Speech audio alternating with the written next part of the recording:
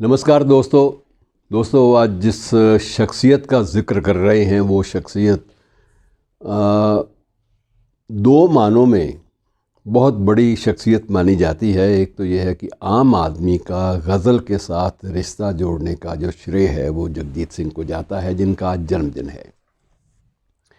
जगजीत सिंह के बारे में कुछ एक दिलचस्प बातें जो हैं वो आपसे बांटने का मन है। इनका जो बचपन का नाम था वो जगमोहन सिंह था और बाप चाहता था कि बेटा आईएएस बने। बेटे को धुन सवार थी कि मैंने तो संगीत की धुनें ही सीखनी है, और बाप ने पाबंदी भी लगा दी कि संगीत की धुनें चक्कर में नहीं पड़ना, सीधी सी बात है अपनी पढ़ाई लिखाई करो और मेहनत करो और आईएएस बन के दिखाओ, मुझे तो वही चीज़ चाहिए, तुमसे तवक्को है। इनको ऐसी धुन सवार कि बाप ने घर में हारमोनियम भी रखने नहीं दिया कि ये नहीं चलेगा मेरे घर में, ये चीज़ें गलत हैं। हालांकि बाप को ख़ुद भी संगीत का, इनके पिता को शौक़ था, लेकिन उनका शौक़ जो था संगीत के साथ वो गुरुद्वारे में जाकर शब्द गाने तक ही था, और उसके अलावा उसी में वो रियाज़ को अहमियत देते थे और इसे भी कहते थे कि गाना है तो वो गुरबाणी गाओ या शब्द गाओ। लेकिन इनके जहन में एक धुन सवार थी कि मैंने अच्छा गायक बनना है, मैंने गज़लें गानी हैं। और श्रीमान जी ने गज़ल सीखने के लिए बहाना चलाया कि स्कूल में से आधी छुट्टी के वक्त भाग के आ जाते और उसके बाद 1 घंटा लगाते। एक खोखा आप समझते हैं, लकड़ी का ढांचा। तो एक छोटी सी मार्केट में खोखा होता था, खोखे में एक हारमोनियम रिपेयर वाले की दुकान होती थी, और वहाँ गंगानगर में एक पंडित छगनलाल शर्मा बहुत मशहूर हुआ करते थे, हारमोनियम वादक और संगीत के अच्छे पारखी। तो श्रीमान जी ने जब उनसे दरख्वास्त की कि मैं संगीत सीखना चाहता हूँ, तो उनकी पहली शर्त थी कि पतासे लेके आओ, एक पगड़ी लेके आओ, उसके बाद बात करेंगे, जो पुरानी रिवायात थी।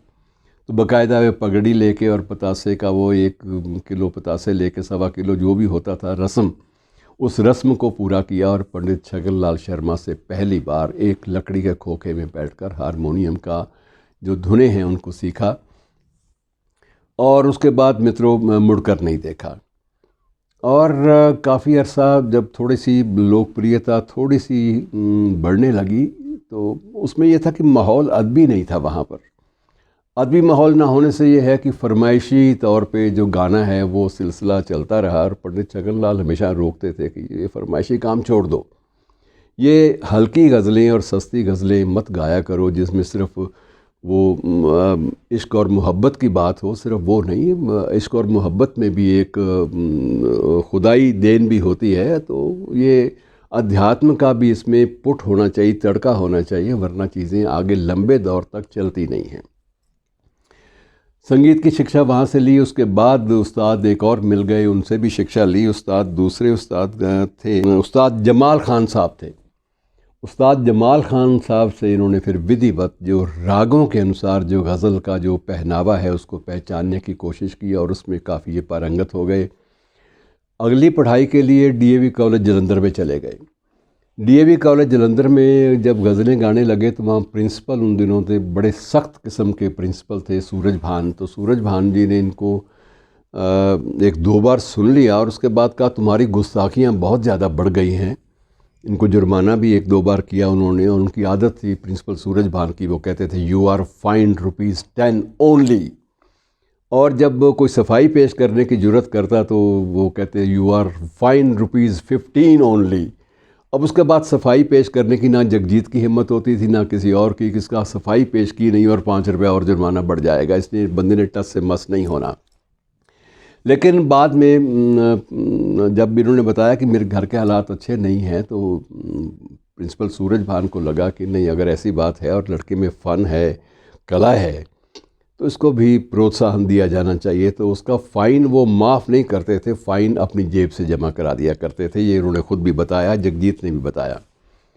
और उसके बाद जालंधर में मेरी मुलाकात इनसे अक्सर होती रही। डीएवी कॉलेज में जब पढ़ते थे तब वहाँ सुदर्शन फ़ाकिर उन दिनों में ऑल इंडिया रेडियो पे काम करते थे। सुदर्शन फ़ाकिर ख़ुद एक अच्छे शायर और एक अच्छे अनाउंसर, एंकर की हैसियत से, और काफ़ी लोकप्रिय थे अपने वक्त में। आपको याद हो तो उन दिनों में सदाए वतन के नाम से एक प्रोग्राम आता था।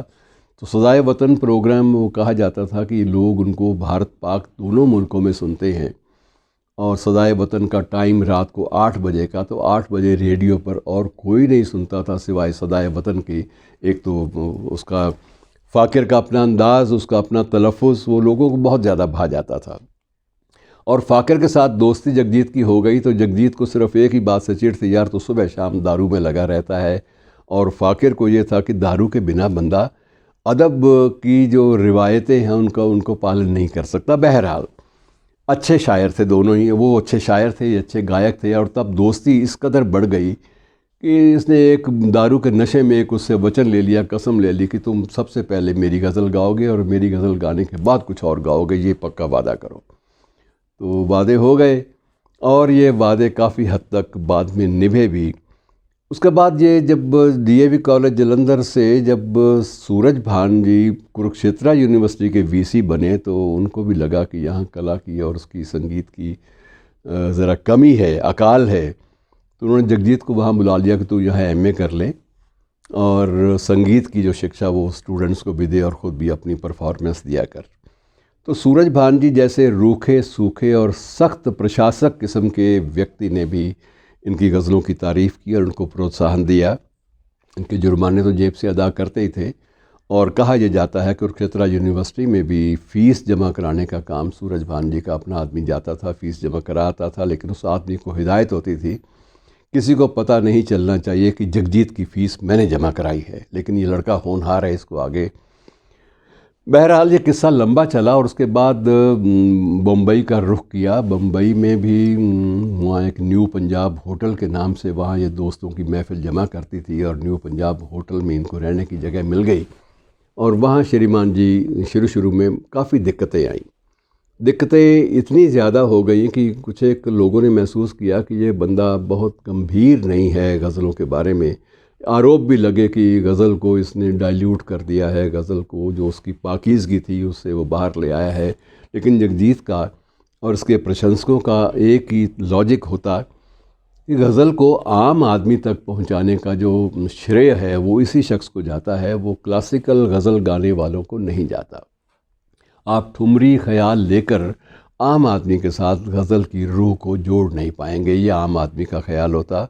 बहरहाल वहाँ इनको काफ़ी अपोजिशन भी मिली, विरोध का भी सामना करना पड़ा। एक दो बार किशोर दा जैसे लोग भी नाराज़ हुए। वो भी नाराज़ इसलिए हुए कि एक बार इनके मुंह से कुछ निकल गया था रफ़ी साहब के गायन के बारे में, और तो किशोर दा ने कहा कि ये बर्दाश्त नहीं होगा। और उसके बाद इन्होंने इस बात को कबूल भी किया कि नहीं, मैं भी महसूस करता हूँ कि मुझसे गलती हुई है। जो मेरे बड़े जो हस्ताक्षर हैं संगीत की दुनिया में या गायकी की दुनिया में या गज़ल की दुनिया में, उनसे कभी छेड़छाड़ नहीं करनी चाहिए और ये मेरा हक़ भी नहीं बनता। और उसी विनम्रता और शालीनता ने बहुत ज़्यादा इसको मौका दिया और इसमें कला तो थी, एक संगीत के प्रति एक दीवानगी तो थी, रियाज़ का भी इसको बेहद शौक़ होता था। और उसी रियाज़ के माध्यम से इसने गज़ल के क्षेत्र में, गज़ल गायन के क्षेत्र में तो अनोखे कीर्तिमान स्थापित किए ही, साथ ही साथ ये भजनों के क्षेत्र में और इन क्षेत्रों में आध्यात्मिक संगीत के क्षेत्र में भी इनका रुझान काफ़ी हो गया। घर में एक हादसा भी हुआ था जब इनकी शादी चित्रा के साथ हुई, तो चित्रा जी के बाद जो बेटा पैदा हुआ, बेटे की डेथ हो गई किसी एक्सीडेंट में। तो उससे दोनों पर काफ़ी ज़्यादा जहन पर असर पड़ा था, दोनों का रुझान जो था वो अध्यात्म की ओर चला गया था। और जगजीत ने, आप अंदाज़ा लगाइए कि रियाज़ का महत्व क्या होता है। आप इस बात का अंदाज़ा लगाइए कि एक पंक्ति का या दो पंक्तियों का गीत था, हे राम। शायद आपको याद होगा, आपने सुना भी होगा कि जग में तेरे हज़ारों नाम, हे राम के नाम से धुन थी। और उस धुन में उसकी जो स्क्रिप्ट थी वो फ़ाकिर की लिखी हुई थी, सुदर्शन फ़ाकिर की, और गाया था इसने।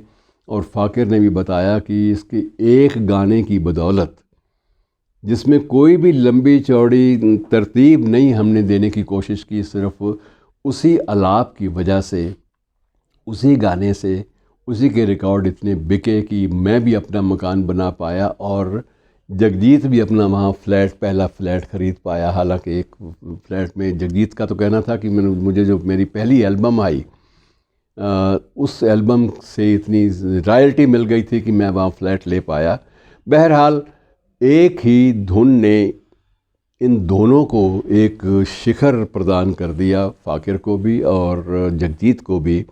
और आप अंदाज़ा लगाइए कि एक ही धुन जिसमें ज़्यादा शब्दावली भी ना हो, लंबा चौड़ा फैलाव भी ना हो, खिंचाव ना हो, लंबे चौड़े अल्फाज ना हो, लेकिन एक अध्यात्म की ओर जुड़ जाने वाली जो प्रवृत्ति थी इसने पैदा की हे राम गीत के माध्यम से। तो ढेरों गज़ल के एल्बम आए मित्रों, बहुत कुछ आया, लेकिन बाद में इनका एक शो था ग़ुलाम अली साहब के साथ, और उसकी तैयारी में दौरान में इनको वो ब्रेन स्ट्रोक का हुआ, तकलीफ़ हुई, और उसके बाद ये होश में नहीं आए और उसी स्ट्रोक से ये चल बसे।